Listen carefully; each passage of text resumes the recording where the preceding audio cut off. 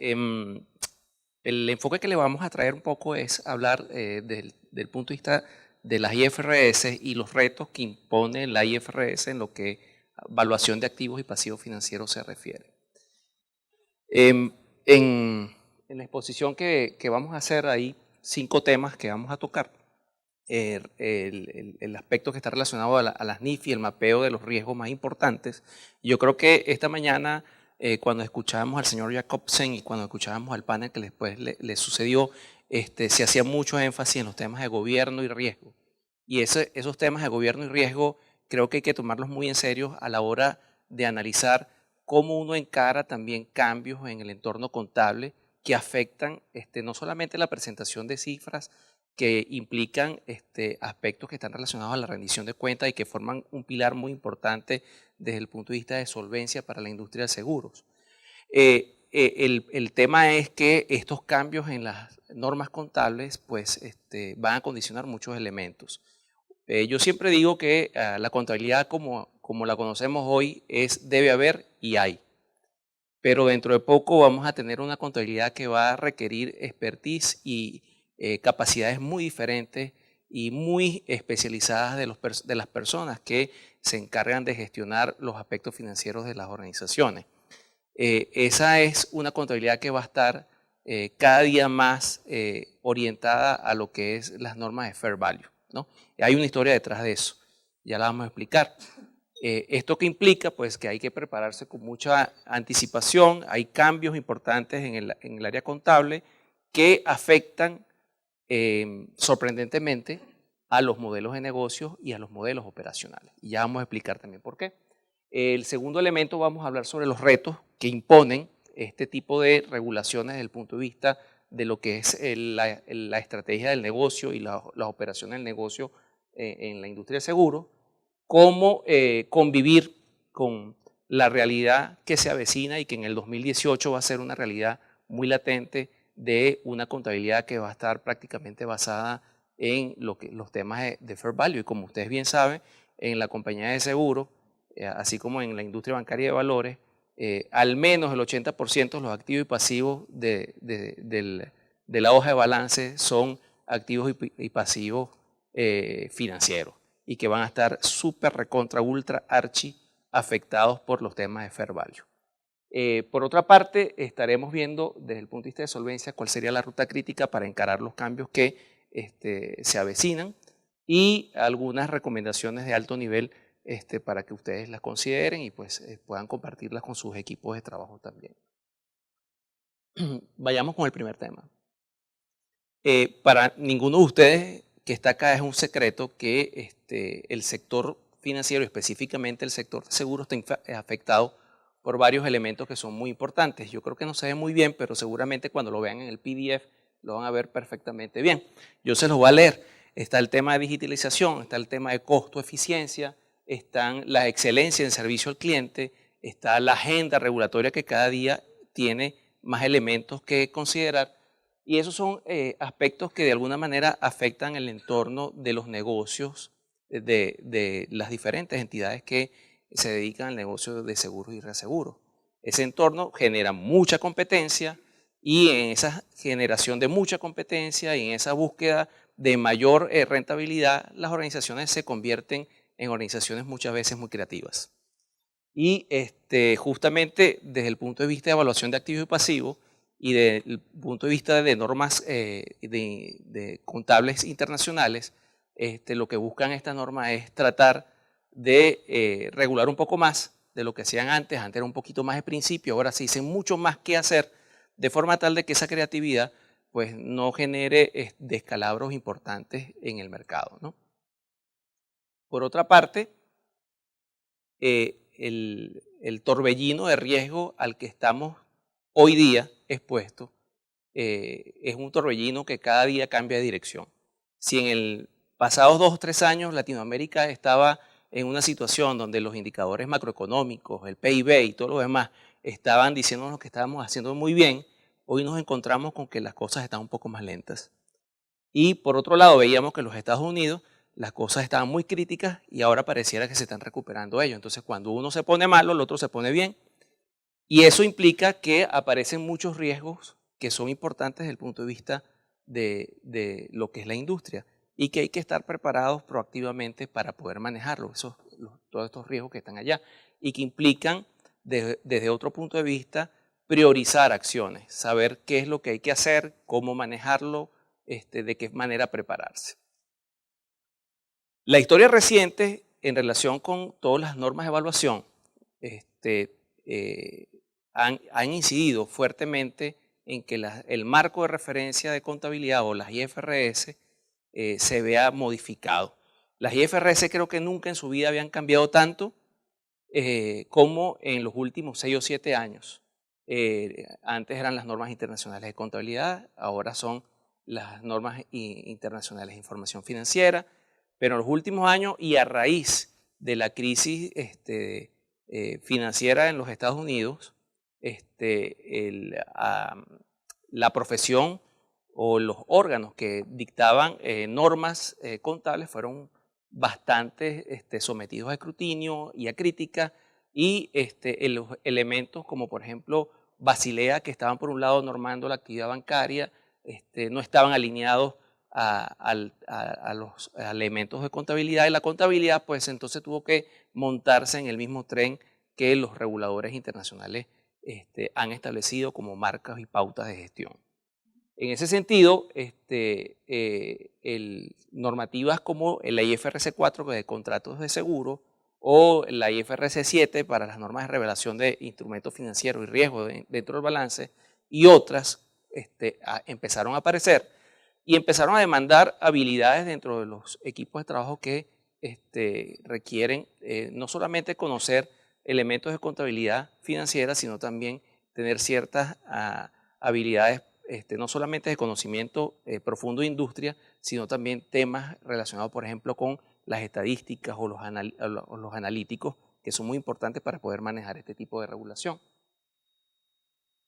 Por otra parte, ustedes, que son todos los que están acá reguladores, conocen muy bien el concepto de supervisión basada en riesgo y yo no los voy a enseñar a ustedes nada de supervisión basada en riesgo, pero sí quisiera analizarlo desde el punto de vista de lo que riesgo de entidad y contabilidad financiera se refiere. Por ejemplo, bajo este marco que he anunciado anteriormente, hay aspectos de gobierno corporativo que ya ustedes mencionaron esta mañana, pues que hay que reforzar en todas partes. En muchas organizaciones eso es un reto todavía muy grande. En muchas organizaciones de índole familiar o de un tamaño que no es muy grande, los temas de gobierno corporativo se hacen como muy livianos y cuando llegan a estos cambios contables que afectan importantemente evaluación de activos y pasivos y en general la consideración del fair value en las organizaciones, pues ese gobierno corporativo se ha afectado. Porque de alguna manera, cuando tú empiezas a evaluar tus transacciones de una manera distinta, tú vas a ver que lo que tú creías que tú te ganabas antes, realmente no te lo estás ganando y vas a estar pensando de que realmente vas a tener que o vender el negocio o fusionarte o ver qué haces con ese negocio que tienes. Y eso tiene sus pros y sus cons.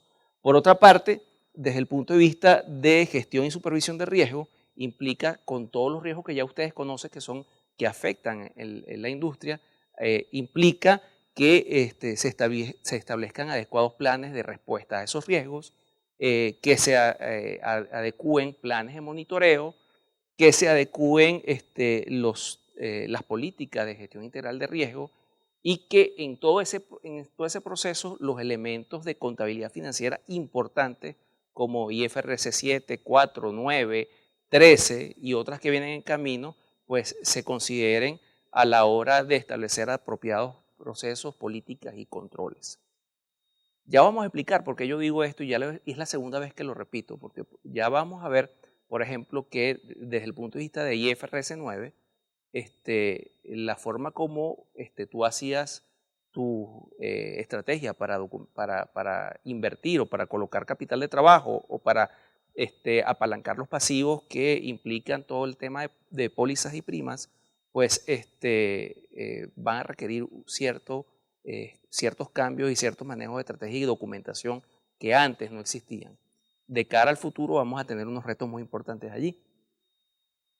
Por otra parte, Esos retos de la contabilidad financiera, como se vienen mostrando hacia lo que venimos avanzando hoy día, van a implicar en las organizaciones que los modelos de medición o los modelos de gestión que han venido implementando sean revisados, que las estrategias de manejo de los portafolios de inversión sean analizadas y reconducidas, que la disciplina para medir y monitorear se refuerce y que la calidad de la información y divulgación pues se garantice.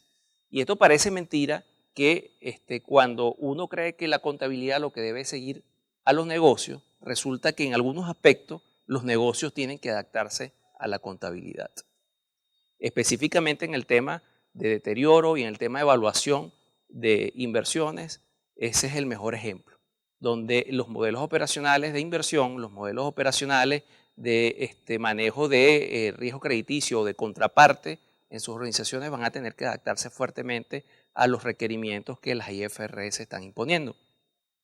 En ese sentido, esos cambios en los marcos de referencias globales, esas tendencias en los mercados, la agenda de los reguladores, el roadmap de los reguladores tiene que ser revisado por el otro lado de la ecuación. Ustedes están en el lado de los reguladores, el otro lado de la ecuación son los entes regulados y esos sujetos regulados tienen que entender qué está pasando en el mercado y abrir canales de comunicación con ustedes, ¿no? Y obviamente eso va a implicar hacer un mapeo de cuáles son esas normas contables que van a estar afectando a cada uno de esos componentes y de qué manera yo puedo entonces hacer dos cosas. Uno, revisar el set de normas que tengo en la entidad regulatoria para saber qué tengo que afinar o qué tengo que actualizar, pero dos, del lado del sujeto regulado, también tienen que evaluar cómo sus políticas, sus procesos y su gente está preparada para afrontar ese reto. Desde el punto de vista de lo que es contratos de seguros, la normativa IFRS es muy específica. Muchas de las cosas que se hacen hoy día en la industria pues simplemente no se pueden hacer más.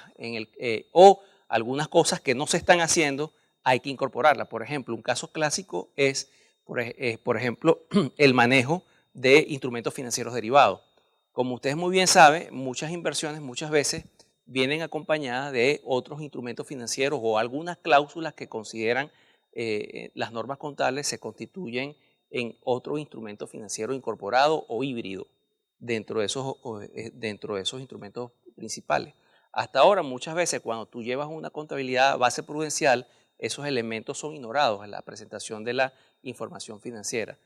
Si tú utilizas apropiadamente lo que es normas internacionales de información financiera, esas operaciones que tienen implícitamente otras operaciones dentro de las cláusulas y condiciones de la operación principal, pues van a tener que separarse y segregarse de esa operación, presentarse apropiadamente en los estados financieros y no solamente eso, medirse bajo las reglas del fair value.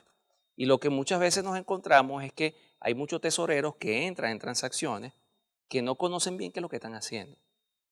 No conocen bien qué es lo que están comprando y después la junta directiva y la alta administración se encuentra con sorpresas de que qué es lo que estábamos comprando acá, qué es lo que nos está generando una pérdida que no habíamos contabilizado, ni presupuestado, ni nos imaginábamos. Y eso fue lo que, por ejemplo, pasó en la crisis del 2008 con muchas empresas de seguros que encontraron un negocio muy lucrativo vendiendo ciertas coberturas que después no tenían la espalda suficiente para afrontar las pérdidas que esas coberturas estaban supuestas a garantizar. Entonces, esos elementos hoy día van a requerir mucha observación por parte de la alta administración. En relación con la parte más fea de la historia, porque si ustedes vieron a Chucky 1, tienen que imaginarse a Chucky 2, 3, 4 y 5 con las IFRS 9 y la IFRS 13. O sea, todos están allí, el aro, está actividad paranormal, están todas contenidas en estas normas contables y básicamente afectan todo lo que es el lado activo en cuanto a lo que es, por ejemplo, en la industria de seguro, todo lo que es portafolio de inversión y lo que es en portafolio de inversión, los temas de riesgo de mercado, el riesgo de crédito y contraparte, porque hay una parte de deterioro que va a estar sujeta a una revisión y análisis muy particular. Pero por el lado del pasivo, cuando yo entré a estudiar contabilidad, porque yo lamentablemente yo trato de esconder que yo soy contador, pero a veces se me sale. Cuando yo estudié contabilidad, nadie me decía jamás que los pasivos financieros tenían que estar valuados al valor razonable y que yo podía tener ganancia por tener pasivos. Bueno, bajo la contabilidad actual, por ejemplo, en los Estados Unidos, la FASB, el FAS 157, establece que tú tienes que evaluar tus pasivos financieros con tu propio riesgo, hacer un cálculo del valor razonable de esos pasivos financieros y te podrás encontrar de que dependiendo de tu nivel de riesgo o de tu rating crediticio, tú puedes tener una ganancia contable que vas a reflejar en los estados contables en su debido momento. Eso la IFRS 9 lo está recogiendo también. No solamente es la valoración de los activos de por ejemplo, de un portafolio de inversión, sino también los pasivos financieros. Entonces, eso va a implicar, primero, del lado de ustedes, los reguladores, tratar de entender si los regulados tienen buenas metodologías, si la gente que tiene que entender la parte de IFRS lo está entendiendo bien. Claro, obviamente en aquellas jurisdicciones donde las IFRS en la industria de seguros son mandatorios o son un set complementario de la contabilidad prudencial. Pero por otra parte, también existe una alta presión de organismos internacionales en que haya una homologación de la forma como se presenta la información financiera en el mundo. Entonces, la tendencia a que las IFRS vayan avanzando en este campo son altísimas y el mejor ejemplo lo vemos en las casas de inversión o las compañías de inversión y las entidades financieras, los bancos. Cada día más la cantidad de jurisdicciones que están haciendo que los bancos tengan su contabilidad base IFRS, ¿no? Desde el punto de vista del proyecto de IFRS 9, les puedo decir que el mismo va a entrar en vigencia a partir de 2018 prácticamente en su conjunto. Son 3 fases, la parte de clasificación y medición, la parte de deterioro y la contabilidad de cobertura. La última parte, que es la contabilidad de cobertura, según nos dice el IASB, es para que hagamos más fácil y entendamos más fácil lo que es registrar las coberturas de derivados. Pero cuando tú la lees, la verdad que no está más fácil, ¿no? En cuanto al deterioro, hay un cambio significativo en cómo tú debes evaluar el deterioro de contraparte financiera. Ciertamente, uno está en la posición, o muchos están en la posición de que cuando tú tienes un portafolio de inversión que lo tienes evaluado al valor razonable y tienes precios de mercado que tú alcanzas o tienes otros medios para definir el valor razonable, tú dices, bueno, yo no necesito hacer evaluaciones de deterioro, pero bajo las normas contables tú estás obligado a hacer esas evaluaciones de deterioro. Y los cambios que vienen en la parte de deterioro son muy significativos, ya lo vamos a ver. El proyecto entonces, como les decía, se ha segmentado en 3 fases, la parte de clasificación y medición, que incluye el reconocimiento y medición de activos y pasivos financieros, pero también incluye la parte de la aberración contable que les mencionaba antes, que es el Credit Value Adjustment, ¿no? Que es que con tu propio valor de crédito o tu propio rating crediticio, tú haces un ajuste de tu pasivo financiero para saber cuál es el valor razonable del mismo y presentar el mismo en el estado financiero. La metodología de deterioro tiene un cambio significativo. Bajo la IFRS, actualmente en la NIC 39, la contabilidad del deterioro de posibles pérdidas por exposiciones a riesgo crediticio y de contraparte se computa a través de lo que son las pérdidas incurridas. Bajo este modelo, se alinea el modelo de las IFRS a lo que es la metodología que Basilea ha venido proponiendo desde hace un buen tiempo para acá. Entonces, se adopta lo que es el modelo de pérdidas esperadas, con las implicaciones y complicaciones que eso tiene. Y desde el punto de vista de contabilidad de cobertura, pues bueno, esos son otros 2 pesos. Es un poco complicado, pero aun cuando el objetivo de la norma es simplificar, realmente este es un tema que siempre va a ser complicado, aún lo quieras poner más sencillo. Desde el punto de vista de flujo de los esquemas contables que vamos a ver en el futuro, en los instrumentos financieros, bien sean que sean activos o pasivos, van a requerir que tú los clasifiques al momento de reconocerlos en 3 secciones. La primera sección es la que se refiere a los que son instrumentos de deuda. Cualquier instrumento de deuda o cualquier bono, cualquier inversión que esté relacionada con esos instrumentos de deuda, va a tener que hacérsele ciertas pruebas. Hay una prueba muy importante que pide la normativa, que es el test de características de flujos contractuales. Ese test de características de flujos contractuales, ¿qué te va a decir? Te va a decir, de acuerdo con tu modelo de negocio, de qué manera tú vas a evaluar y contabilizar esas inversiones. En términos un poco más sencillos, y me disculpa que esto es un poco difícil tirar al piso y darle pataditas, en términos más sencillos implica que yo tengo que saber la estrategia con la que yo voy a invertir desde el inicio.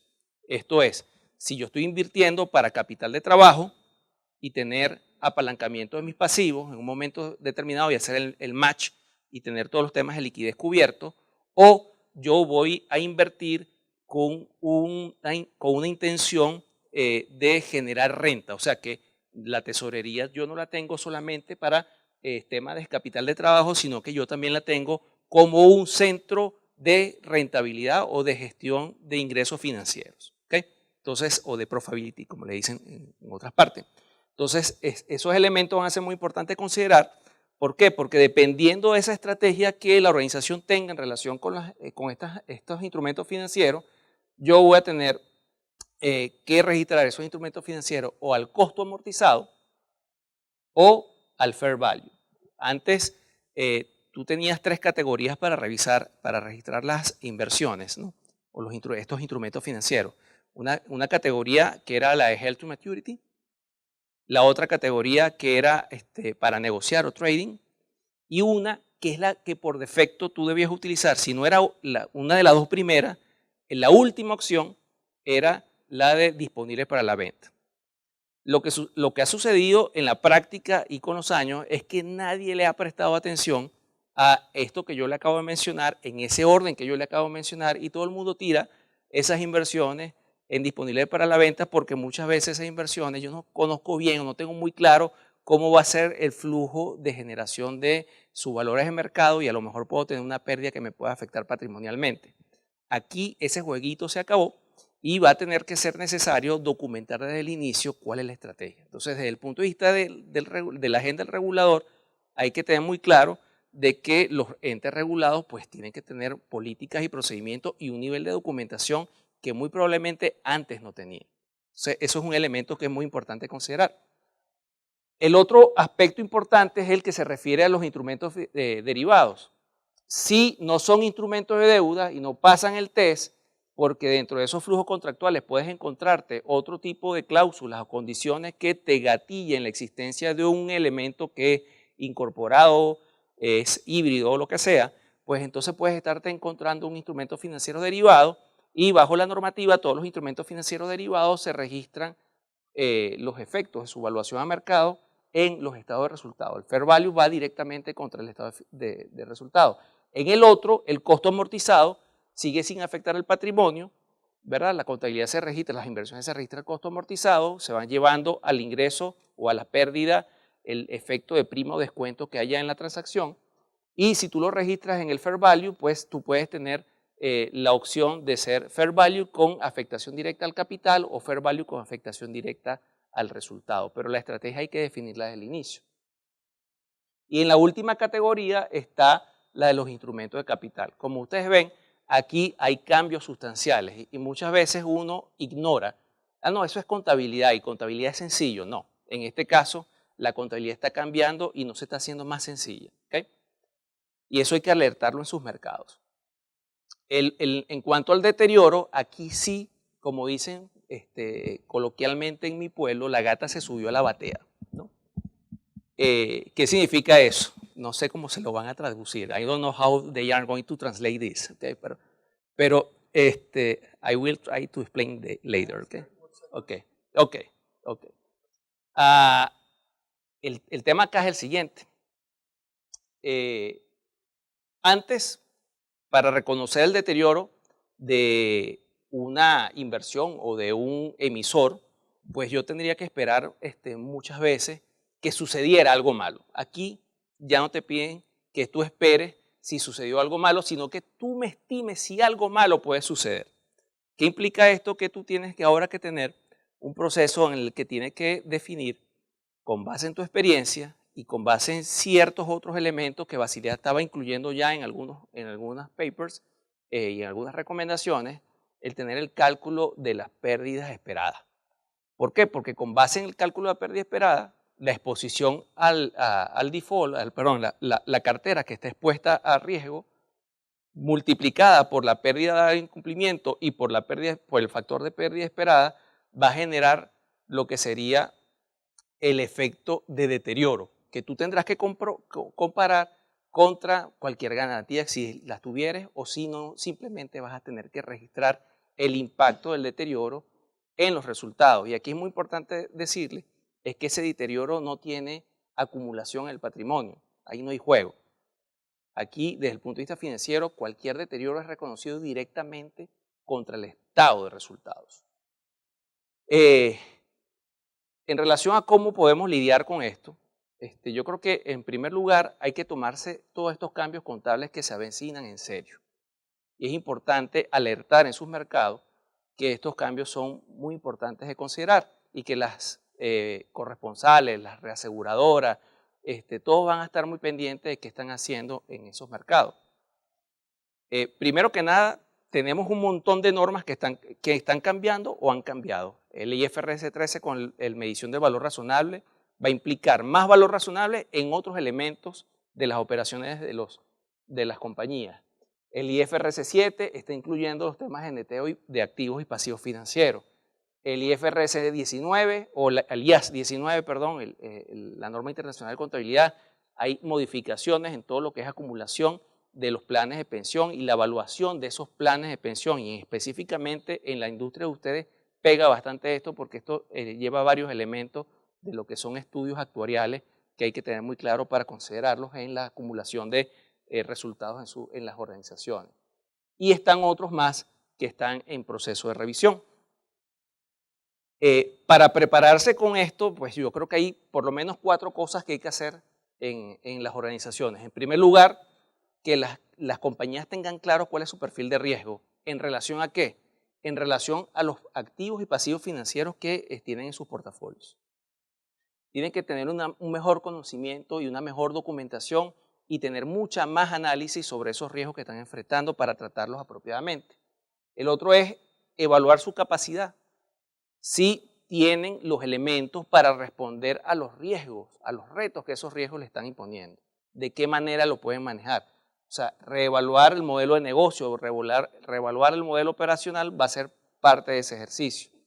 El tercer elemento es tener claro cuáles serían los posibles impactos de introducir cualquier cambio contable en estos aspectos que hemos mencionado en la organización, y ver hasta qué punto yo puedo vivir con esos cambios. ¿Por qué? Porque si yo sé que un cambio importante me va a generar una pérdida, pues hay alguna estrategia que voy a tener que cambiar en relación a cómo los portafolios los estoy manejando hoy. Y por último, una vez que ya yo he pasado por eso, pues simplemente con ejercicio de mi apetito al riesgo, el de la junta directiva, pues establecer hasta qué punto yo voy a sopesar o yo simplemente voy a estoicamente recibir el golpe que cualquier cambio de estos contables implique. Desde el punto de vista práctico, por ejemplo, si viéramos un ejemplo de una compañía de seguro, voy a ponerme por acá para poder leerlo. El ejemplo práctico sería que una aseguradora B, por ejemplo, mantiene activos financieros para fondear pasivos contractuales. La aseguradora usa los beneficios de flujo de caja contractuales de sus activos financieros para cancelar contratos pasivos en tanto estos van venciendo. La aseguradora usualmente entra en significativas compras y ventas de activos financieros para rebalancear su portafolio y estima con esto su flujo de caja esperado para satisfacer sus necesidades en relación con el vencimiento de sus pasivos contractuales. Lo que una compañía como esta tiene que hacer, y es lo que el ejemplo dice, es que su estrategia la tuvo que reevaluar, y la estrategia ha resultado para mantener suficientes activos financieros para cancelar sus compromisos y obligaciones a tiempo. Y díganme ustedes si esto no tiene que ver con el tema de solvencia. Entonces, todos estos elementos de cambio en las normas contables pues impactan directamente lo que la industria de servicios, la industria de seguros ha venido trabajando en los últimos años. El tema de solvencia se va a ver afectado por cambios importantes en las políticas contables. ¿Cuál es la ruta crítica que yo les propongo analizar en cada uno de los casos? Uno, saber en dónde están parados actualmente cada una de las organizaciones, deberían establecer dónde están paradas, identificar brechas, saber cuáles son los impactos en primer lugar. En segundo lugar, saber de qué manera esos impactos los voy a priorizar y preparar un plan de adecuación. Tengo todavía 2015, 2016, 2017, porque estos cambios van a impactar fuertemente a partir del 1 de enero de 2018. Una vez que he hecho ese portafolio o he priorizado esos planes, hago un portafolio de iniciativas y seguidamente desarrollo un plan de implementación. Esto, la gente de oficina de proyecto de cada una de las organizaciones va a tener que agarrar estos elementos y ver, mira, hay que modificar sistemas, mira, hay que modificar modelos operacionales, mira, hay que hacer esto, aquello o lo otro, ¿no? Y estos tres elementos, ¿qué te van a propiciar? ¿Qué te van a ayudar? Uno, a que la compañía tiene que tener su propio marco de referencia para evaluación de activos y pasivos financieros. Dos, que tiene que haber un proceso de educación y de gestión del cambio, no solamente en la organización, en las personas que generan información y que manejan las operaciones, sino también en la alta administración y la junta directiva. Tres, pues que los riesgos los tengo que reevaluar nuevamente y eso siempre lo tienen que hacer y que tengo que establecer cuáles son los controles apropiados en esos casos, actualizar procedimientos y cumplir con normas apropiadas de calidad para reportar y divulgar información de la organización. Y ya para finalizar casi, esto también por supuesto tiene impactos a nivel de lo que es junta directiva y gobierno corporativo. Por ejemplo, desde el punto de vista de gobierno corporativo, lo que es la interacción de la junta directiva, los comités de riesgo y ALCO, con los ejecutivos del negocio van a requerir que les explique bien qué es lo que está pasando en el mundo y cómo esto los afecta o no, si regulatoriamente tienen que hacerlo, si no tienen que hacerlo, si hay que hacerlo parcialmente, qué es lo que está ocurriendo. ¿Qué están haciendo en el mundo? Hacer un benchmarking con competidores, con el mercado, con otras jurisdicciones, trabajar en lo que es mejorar la generación de reportes financieros, no solamente los internos, sino también los reportes financieros externos que tienen múltiples usuarios para ello, adaptar modelos y herramientas y articular una gestión proactiva para administrar esos riesgos que están asociados a estos cambios. Así como por último lugar, tener claro cuál es la visión de negocio en relación con estas estrategias que van a requerir ser documentadas de acuerdo con estas normas que se avecinan. Y ya para finalizar, y no sé si estuve en tiempo, intenté correr como en cuánto me pasé. 10, wow. Es que yo tengo un problema. Yo empiezo a hablar, a mí me da un golpe para hablar, pero tienen que darme 10 para callarme. Entonces, ya les prometo que con esto acabo. ¿Okay? Lo último que les podría recomendar, yo entiendo que en muchas jurisdicciones estamos parados todavía en lo que es contabilidad de acuerdo con algunas disposiciones que son de carácter prudencial, en otras se han ido avanzando en incorporar gradualmente aspectos de las normas internacionales de información financiera en esas normas prudenciales y en otras se ha pedido que simplemente se lleven la contabilidad bajo normas de información financiera. Hay una variedad de todo en las Américas. Sin embargo, yo creo que algunas de las recomendaciones que están acá van a ser importantes en algunos casos, quizás en otros ya no lo son. Por ejemplo, el tener claro que los accionistas y los directores de la compañía tienen que estar muy claro lo que está ocurriendo en el mercado y sopesar a partir de allí cuáles son sus expectativas en relación con sus negocios. El otro elemento es el modelo gobierno corporativo. El reforzar el gobierno corporativo en las organizaciones va a ser muy importante para poder entonces, a través del gobierno corporativo, ser un catalizador de los cambios que se aproximan. El otro elemento es que las nuevas regulaciones y los marcos contables implican no solamente reaccionar ante ellos. Por ejemplo, yo el año pasado en Panamá tuve que atender un montón de clientes que de la noche a la mañana en el sector de banca tenían que implementar unas nuevas normas de riesgo de crédito, cuando se las habían anunciado año y medio atrás. Entonces, el tema es que no podemos dejar hasta último minuto las cosas, que hay que prepararse con tiempo.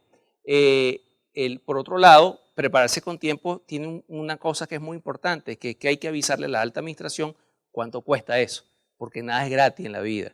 Y los últimos elementos que les puedo recomendar es la revisión de los modelos operacionales, los modelos de evaluación, así como por último también el consejo que yo siempre le doy a todo el mundo. Mira, es mejor anticiparse a los cambios.